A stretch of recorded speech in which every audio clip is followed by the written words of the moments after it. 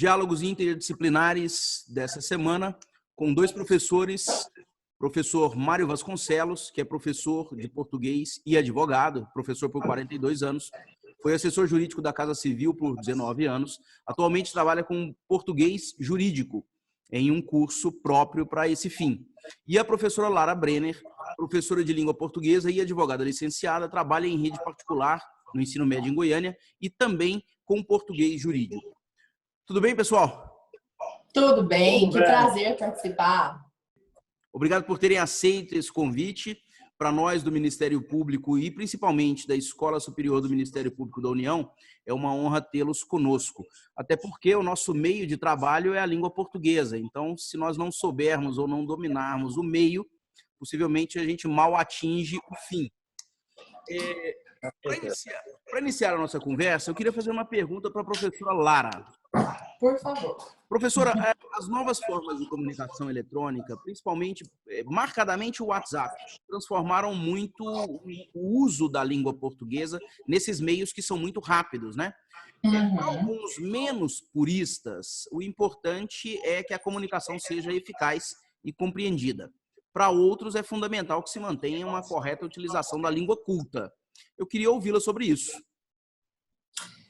Carlos, isso é muito interessante, porque é como se tivesse havido, né, recentemente, uma verdadeira dissociação de forma e conteúdo, né? Uma dissociação artificial de forma e conteúdo. Como se hoje o conteúdo sobre o qual se quer falar se sobrepusesse à forma. Então, o importante é a comunicação, o importante é a mensagem ser transmitida. É o que se tem dito ultimamente, é o que se tem pensado ultimamente, né? Só que isso é uma falácia, e isso é uma hipocrisia, assim, não se dissocia a forma de conteúdo, né? Nem do ponto de vista filosófico, não se dissocia o nosso espírito da nossa carne, enquanto nós estivermos aqui, pelo menos, né? Assim como não se dissocia o conteúdo que se quer passar da forma como se vai fazer. Então, basta que nós imaginemos que a nossa cabeça é um emaranhado de ideias, é um emaranhado de vontades, né? E a maneira que nós encontramos civilizadamente, né, nós seres humanos, de fazer com que todas essas ideias cheguem até o outro, até o nosso semelhante, é por meio das palavras. Essa é a maneira mais certeira, mais objetiva, mais clara, mais límpida de fazer com que o outro entenda aquilo que a gente diz.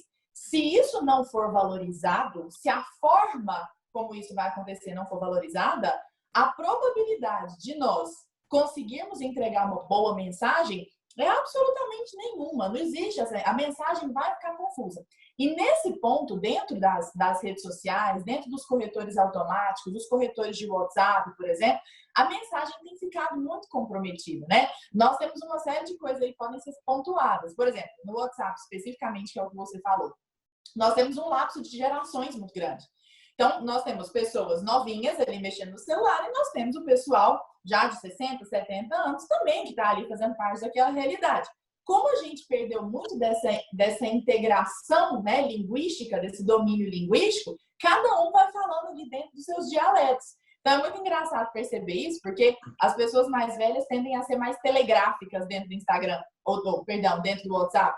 Já as pessoas mais novas tendem a usar meme, emoji, exclamação, exclamação, reticências, como se a pessoa estivesse desfalecendo ali, né? Aquele tanto de reticências, aqueles suspiros eternos. E as pessoas mais velhas, mais telegráficas, mais pontuais, assim, e tudo mais. E todo mundo muito sem se importar, de fato, com a maneira como isso vai chegar até o outro. Isso compromete a mensagem. Levando isso, por exemplo, para os corretores automáticos, né? A gente percebe que nós temos delegado para os corretores a capacidade que, teoricamente, deveria ser nossa. Nossa capacidade de formatar, de organizar a mensagem. Eu trago aqui, por exemplo, estava aqui pensando agora, 2 exemplos. Por exemplo, não tem um corretor que não corrija a palavra feiura, colocando acento na palavra feiura. Sendo que depois da reforma ortográfica, que já é de 2009, né? Ela entrou em vigor em 2016, mas ela é de 2009. A palavra feiura perdeu acento. Como nós estamos confiando essa correção aos corretores automáticos, nós estamos acentuando a palavra feiura até hoje. Mesma coisa com o uso do mesmo. A gente até conversava outro dia sobre isso, né? Como a gramática desabona o uso de o mesmo para retomar uma pessoa, como pronome pessoal do caso reto, né? Então, o juiz prolatou a decisão, ou mesmo decidiu que, esse tipo de uso não é abonado pela boa gramática. Só que aí o corretor entende que o mesmo não serve para nada. Então, em qualquer lugar, se você escreve o mesmo no corretor, o corretor automático vai te corrigir. Só que às vezes não é. Por exemplo, ele foi à festa e eu fiz o mesmo. Ou seja, eu fiz a mesma coisa, né? O que se percebe, então? Tem havido uma despreocupação tamanha com relação à forma e uma terceirização dessa responsabilidade para os corretores que nós realmente estamos encontrando problema de comunicação nisso aí, né? E é importante isso que você está dizendo, porque esses meios, essa comunicação eletrônica, já puxando para a parte jurídica, ela é também meio de prova, né? Então, a depender da forma com que se escreve, ou no WhatsApp, ou no e-mail, ou em qualquer rede social, aquilo pode fazer parte do processo, e sem transmitir completamente a ideia que se quer transmitir. Perfeito. Inclusive, o Manual da Presidência da República faz uma pontuação muito inteligente a respeito disso. Eles falam, olha, o que se produz, tanto por e-mail como por WhatsApp, tem valor documental. Então, tem valor dentro do processo. Então, siga determinadas organizações ali dentro, porque isso vai servir como prova documental. Troca de e-mail, por exemplo, entre o advogado e a parte. Aquilo tudo pode ter valor documental em algum momento. Troca de e-mail entre um assessor, por exemplo, e alguma pessoa que esteja envolvida no processo. Então, essas trocas que envolvem o processo judicial, essas trocas de e-mail, não podem terminar com falou. E aí, como vão as coisas, sabe? Nada como colocar uma vírgula depois do vocativo, prezado senhor, vírgula, né? As pessoas se esquecem totalmente dessa vírgula depois do vocativo. Um atenciosamente, vírgula ali ao final, por exemplo, né? Uma saudação, uma assinatura completa, porque isso é meio de prova, né? Toda vez que eu falo isso, eu me sinto um pouco Marco Aurélio, ministro Marco Aurélio, com onde está a liturgia. Mas existem momentos em que a liturgia, de fato, é necessária, né? Se nós bem pensarmos, essa liturgia é necessária até em troca de WhatsApp entre o marido e a mulher, porque isso pode significar meio de prova em um divórcio. Então é preciso até Não nisso é? ter cuidado. Exatamente. Nunca se sabe onde esse WhatsApp vai parar. Nunca se sabe. Bom, professor Mário, tudo bem com o senhor? Tudo bem, tudo ótimo. Professor, o senhor que já tem Prazer. uma larga experiência em português jurídico, na atuação no mundo jurídico, o senhor deve ter percebido que a forma de contar história mudou com o tempo, né? E pelo menos é uma percepção, talvez minha, talvez equivocada, que as pessoas perderam essa capacidade de contar história. Porque, juridicamente, as nossas peças jurídicas, as peças que nós produzimos no nosso dia a dia, nada mais são que histórias. Nós somos narradores de histórias, né? Parece que houve, então, uma perda com o tempo dessa capacidade. Isso se deve, me parece, em alguma medida, àquela falta de planejamento do contador de história, de antever tudo o que ele quer contar e transmitir aquilo de uma forma coesa, coerente para o papel. Ou uso inadequado de pontuação, de pronome, de maiúsculo e minúsculo, de acentuação. Eu queria que o senhor falasse um pouco sobre isso. Vamos lembrar uma coisa muito importante. Você bem o disse aí na sua fala. Trabalhamos com peças jurídicas. E a peça jurídica é uma sequência. Quer dizer, ela tem que se constituir de começo, meio e fim, que seria o seu objetivo. Então, você imagine a complexidade inicial. Vamos pensar, né, que o instrumento de trabalho nosso, como você também acabou de afirmar, é constituído da palavra falada, da palavra escrita, né? Que se um advogado vai à tribuna, ele vai falar, se ele, né, tem uma peça, vai escrever, ou às vezes trabalha até com as duas coisas, você entendeu? Então, é necessário que o indivíduo entenda a complexidade disso. O que é a língua? Então, nós nos valemos da língua para fazer todo esse trabalho. Olha, a língua, por si, já é uma coisa complicada. Por quê? Porque a língua é a tentativa de se encaixar, olha só a complexidade, é a tentativa de se encaixar o universo do pensamento no universo de palavra. Quer dizer, palavra falada e palavra escrita. Quando a palavra é falada, fica um pouco mais fácil. Mas quando é escrita, você tem que condensar, né? E as nossas peças jurídicas são basicamente, né, todas escritas. E o que acontece, você falou muito bem aí, essas peças são histórias contadas, né? Uma sequência, são histórias que vão seguir uma determinada lógica contextual. Então, se o cidadão não tem, por exemplo, domínio das noções básicas da língua, ele vai ficar inseguro e vai começar, por exemplo, a escrever demais quando não era necessário. Porque o grande trunfo do mundo jurídico, você bem sabe que você é um profissional da área, o grande trunfo está em você conseguir tudo o que você quer de forma objetiva.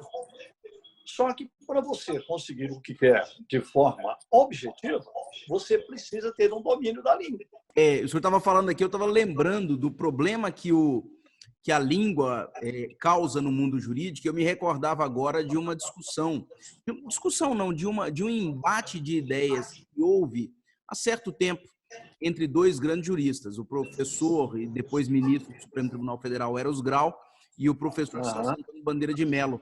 Eles discutiam, a discussão era se diante de conceitos jurídicos indeterminados, a indeterminação era do signo ou do significado. Um dizia que a coisa a se descrever, ela era determinada. A indeterminação era da língua, que não tinha meios para descrever aquilo que era determinado. E o outro defendia outra tese, dizendo, não, a língua consegue descrever, é porque a coisa é indeterminada, então eu não tenho como desenhar aquilo. Então, esse embate, que ficou um embate clássico entre também jurídicos indeterminados, ela foi travada no âmbito da língua. Então, a importância na nossa atividade. Claro, isso aí você deixou muito claro. Veja o nível do debate que deixou de forma evidente o cuidado que se deve ter no tocante ao trabalho com a língua. Exatamente. Isso sem dúvida, sem dúvida. Bom, eu queria falar um pouquinho agora com a professora Lara de algo que nós até conversávamos outro dia.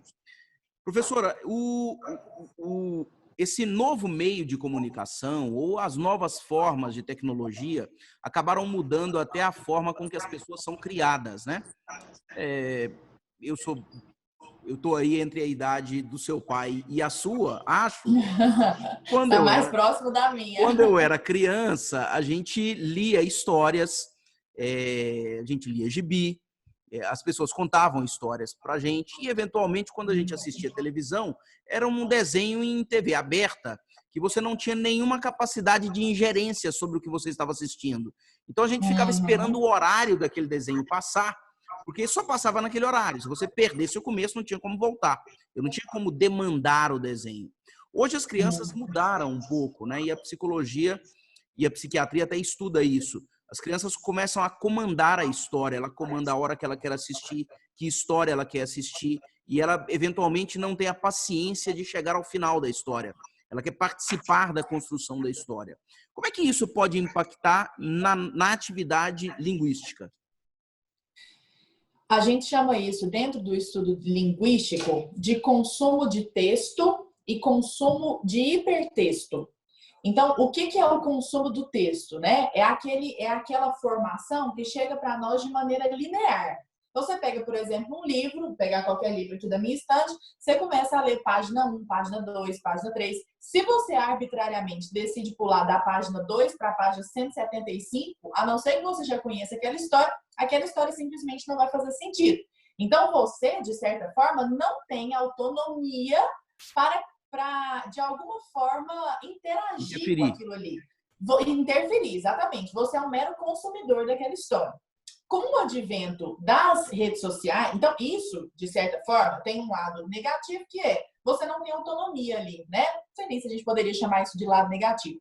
O lado positivo é que isso desperta, essa leitura linear, uma altíssima capacidade de concentração, porque ela é necessária. Então, concentração e disciplina são fatores fundamentais para que você se concentre num desenho que começa tal hora e termina tal hora. Olha, no Cartoon Network passava um desenho das 10 às 11. Se você não estivesse ali das 10 às 11, você não veria aquele desenho. Então, isso acaba estimulando a disciplina, né? É o consumo de conteúdo por texto, que a gente chama. Com o advento das redes sociais e das inovações tecnológicas e tudo mais, começou-se uma construção em hipertexto. Começou-se, não, ela já havia, né? De maneira mais incipiente, nem vale a pena entrar em como era essa existência, mas ela começou a existir de maneira muito efervescente. Então, hoje ela faz parte da nossa vida. Você pega o celular, sai de um aplicativo do outro, aplicativo do WhatsApp para o do Facebook para o banco, e sai, vai andando. Dentro dos próprios aplicativos, você entra dentro do Instagram, você decide para qual Instagram você vai ver um direct, você vai fazer uma postagem, ou seja, é um meio de comunicação que se assemelha muito mais à forma como nós pensamos, porque os nossos pensamentos não são lineares, né? Os nossos pensamentos são assim, pensa uma coisa, isso já puxa para outra coisa. Então, essas interconexões são muito mais presentes. As nossas crianças hoje, e os nossos adolescentes de hoje também, foram criados dessa maneira. Então, eles foram criados sendo senhores do destino do consumo daquela informação. Um menino muda de canal, ele coloca o programa para começar na hora em que ele quer, ele vai consumir aquela literatura da maneira como ele quer, interagindo com aquilo, né? As redes sociais também. Isso, evidentemente, traz autonomia para o ser, mas tira desse ser a disciplina, porque ele passa a ser senhor demais naquele consumo de conhecimento.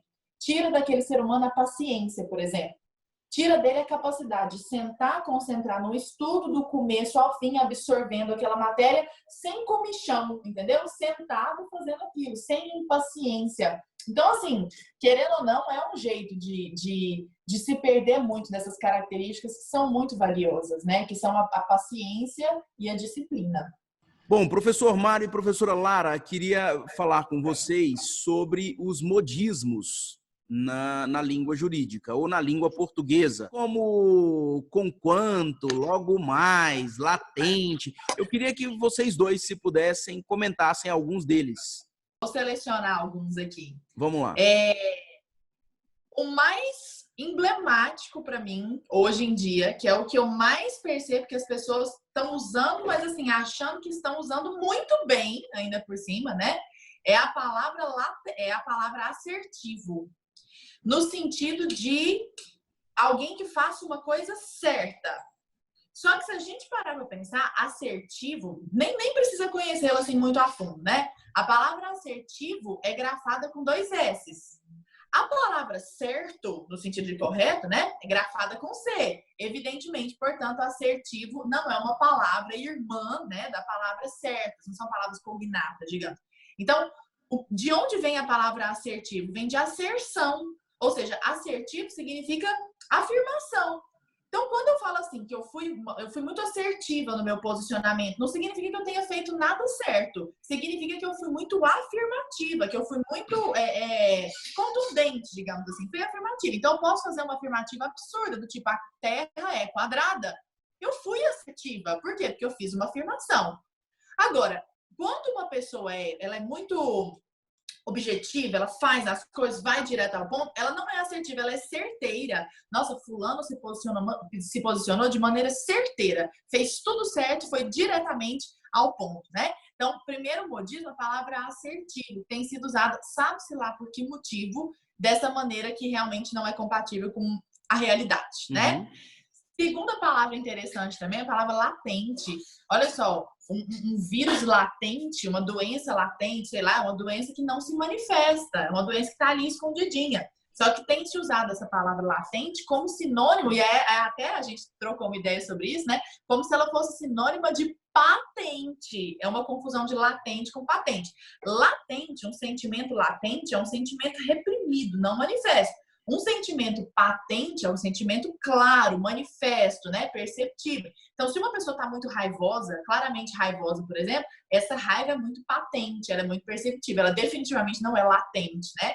Mais um modismo interessante também aqui é o verbo seguir, em vez de continuar, como seguir, se seguir fosse um verbo de ligação, aí para ligar o sujeito à sua característica. Então, algo como, por exemplo, a parte segue mentirosa, por exemplo. A parte segue mentirosa. Ou o paciente segue internado, por exemplo, né? Então, estão deixando de lado um verbo tão assim singelo, prosaico, porém eficiente, que é o nosso verbo continuar. A parte continua mentirosa, continua mentindo, por exemplo, né, se for o caso. Ou a parte simplesmente está mentindo, olha só. Ou o paciente continua internado, né, em vez de o paciente segue internado. Esse é um modismo que a mídia tem abraçado muito recentemente. É isso, esses três acho que são mais... O conquanto, que foi o que você comentou, né? Vou trazer porque você comentou. O conquanto é lindo, é uma conjunção linda.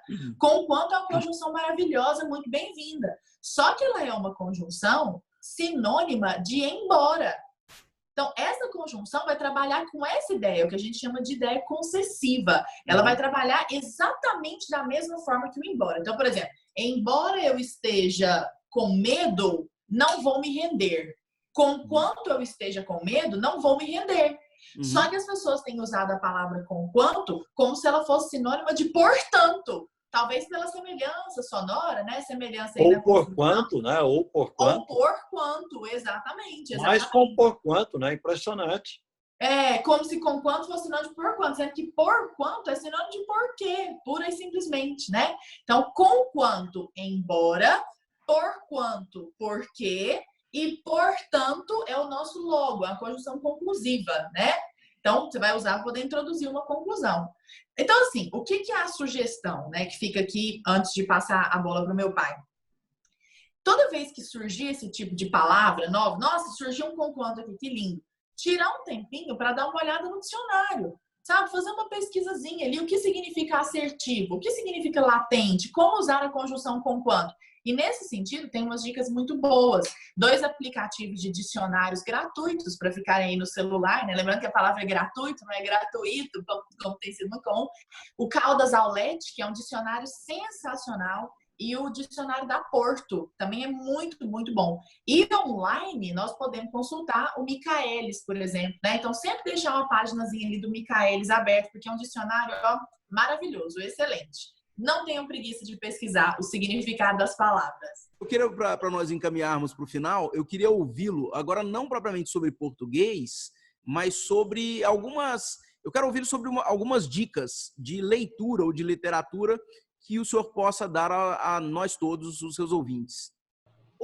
Carlos, a nossa literatura é muito rica, né? Eu sempre sugiro, por exemplo, que quem quer conhecer uma língua portuguesa escorreita, de altíssimo nível, é ler, por exemplo, Machado de Assis. É, exatamente. O Machado de Assis, inclusive, existem, né, gramáticos que admitem que muitas regras gramaticais foram criadas em cima do que o Machado de Assis escrevia.